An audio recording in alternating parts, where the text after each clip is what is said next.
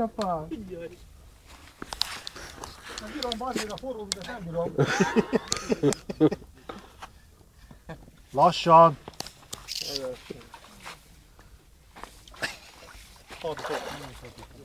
Sirilla! Sirilla Vasili! Botot nem viszed? Pista! Integessé! Integessé Zoli bácsinak! Nem hidegebb, mint ami benn van a medencében, nem hidegebb. Na, menj le derékig, az mutasd meg milyen hideg. Mondtam, hogy kell.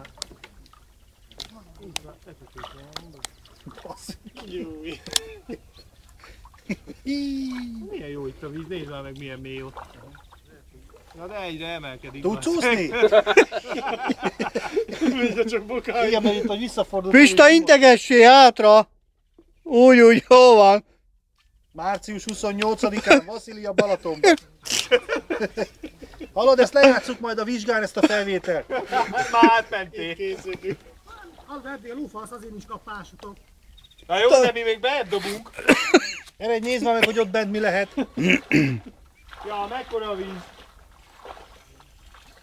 Baszik csak vele. Kurva mi ki. Azt mondtuk, nem pocsolsz. Hát elzavarod a halakat. Na figyeljetek! Ez, a ti 5 halatok, ez lúfasz. Ehhez képest. Dobjatok rá 3-as horoggal. Azt mondja, víz, jó a víz. Csak belement a kurva mirikét. Nehogy belepisi. Adom a botot. Hát gyere, akkor a boté. Nézd meg, hol tart. De bazzeg elment, hallod, elment, hogy bedob, és hogy a botot itt hagyta. Kurva jó úszik. Csalizzába azért azt a felit. Ne, ezt a másikat.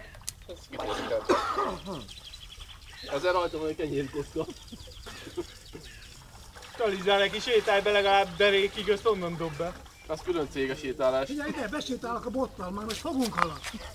Na kíváncsi leszek, orvost hívjunk? Hogy hozzam le a pálinkát? Azt hozd le Már mindenképpen. kiveszi a botot, beviszi, bedobom most 50 méterről bedobom. De azért hozd ki a botot.